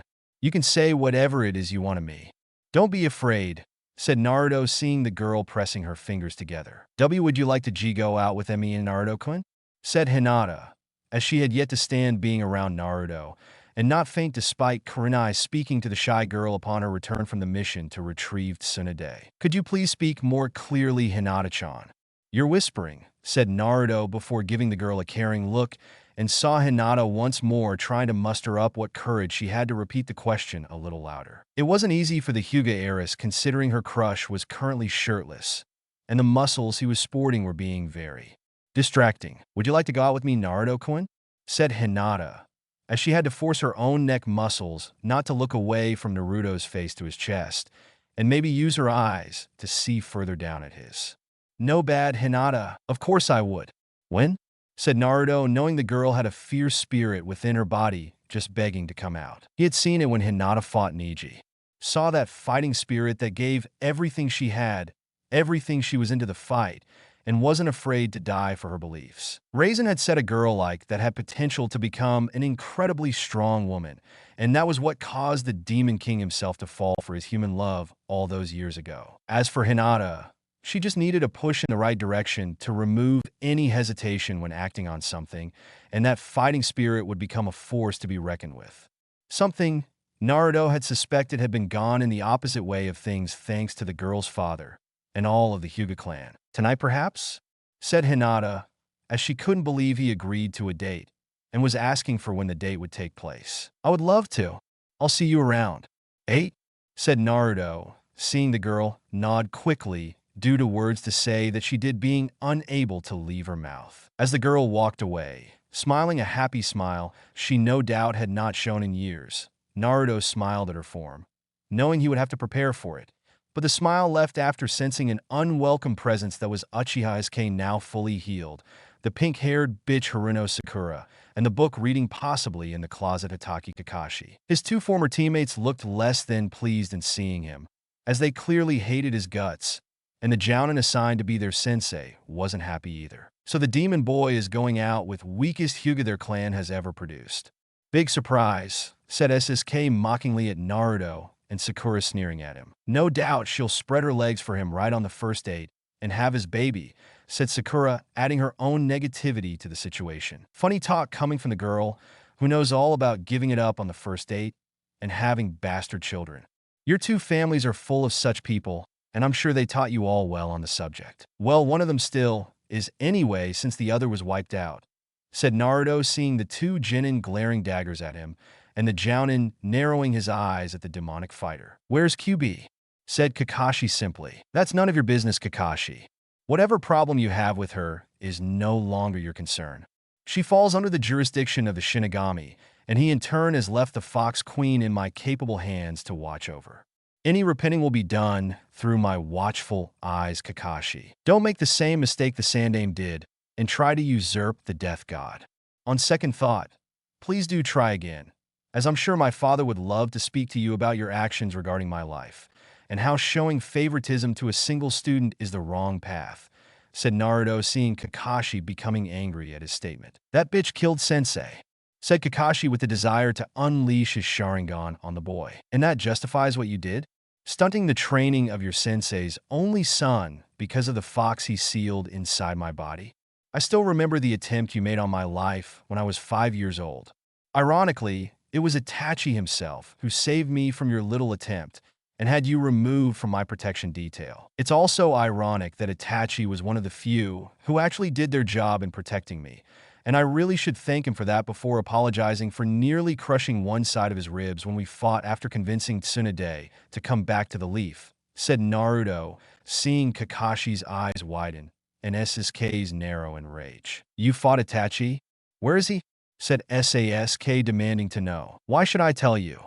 The man isn't going to stay in one place for long. He's a missing need for Kami's sake. Besides, even if you did somehow encounter Itachi, his partner in crime Hoshigaki Kisame and former Seven Swordsman of the Mist would just stand in your way. Zabuza nearly destroyed you with his killer intent alone, but Kisame is at a whole different level, and will wipe your ass out," said Naruto, seeing SSK glaring hatefully at him. "I don't care who is standing in my way. I'll kill them because I'm an Uchiha, an elite," said SSK, with his eyes now activated. "If you're an elite like you claim, then what is Itachi when compared to you and the rest of your dead clan? Doesn't matter. You're wasting my time. Go back to brooding over your petty revenge, SASK, and take your I play with Uchiha SSK dolls all-day fangirl Haruno Sakura with you," said Naruto as he walked away from the group, but the sound of chirping birds stopped him, and turned to see SSK charging him at full speed with neither shinobi behind the dark-haired boy stopping him. "You will bow to my whims. An Uchiha will not be denied what is his and never will be," yelled SSK, as he thrust his arched arm of lightning at Naruto, and the demonic boy looked on in annoyance at the attack. Just before the attack could strike Naruto, the Namikaze grabbed the arm at the elbow and broke it at an odd angle with a punch to the Uchiha's gut following up. SSK had collapsed to his knees, vomiting up his food for the last few days, and was sure a chunk of flesh had somehow come up in the process. "Don't test me, SSK. Try that again, and I'll do worse," said Naruto, walking away from downed Uchiha, only to see Kakashi in front of him with a kunai in his hand. "Uzumaki Naruto, I'm placing you under arrest for assaulting Uchiha SASK," and will be brought before the councils to decide your fate, said Kakashi, getting ready to fight his former student. First off, it's Namikaze's Naruto you in the closet baka. Second, the Hokage decides such things, Kakashi, not the councils. Of course you are their little Uchiha ass-kissing bitch, so why bother telling you this? As for the Uchiha, you should really be more careful when teaching an arrogant emo like Sasuke the Chidori, and the consequences of using it on someone like me, said Naruto, seeing Kakashi raise his Sharingan eye for all to see. You will be punished for hurting Sasuke, said Kakashi, getting ready to fight Naruto. No, he won't, said QB, appearing in blaze of crimson chakra and glaring at the Jounin in front of her with that damn eye. You, said Kakashi venomously. I suggest you leave now, Hatake-san. The Hokage is well aware of what has transpired here. Don't dig yourself further into an already deep hole the Uchiha made, said QB, as she had sensed what had transpired, and informed the Hokage to keep an eye on it with that orb the Sandaime always used to see things. This isn't over, said Kakashi, as he took his downed student and his frozen pink-haired one away from the two demons. Does the Hokage really know? Said Naruto, looking at QB with a raised eyebrow. No, but they don't know that. If anything, I can use it for ammo later in a meeting with them and make Hatake spill it for me, said QB, smirking in a fox-like way that made Naruto laugh. Good idea. Come on, Q-chan. I need to get ready for my date later tonight. I need a woman's perspective on what I should wear on my date with Hinata-chan, said Naruto, as he saw a glimpse of QB's displeasure at him going on a date with a mere human, and knew the Fox Queen was feeling this stinging feeling of jealousy, even if she didn't know that it was jealousy she felt. Though like Naruto, QB would eventually realize it would all come together soon enough, and the Fox Queen would have to make a choice in pursuing such feelings. Thanks for watching, guys. That's it for today, guys. I hope you enjoyed this video. Don't forget to like and subscribe. See why.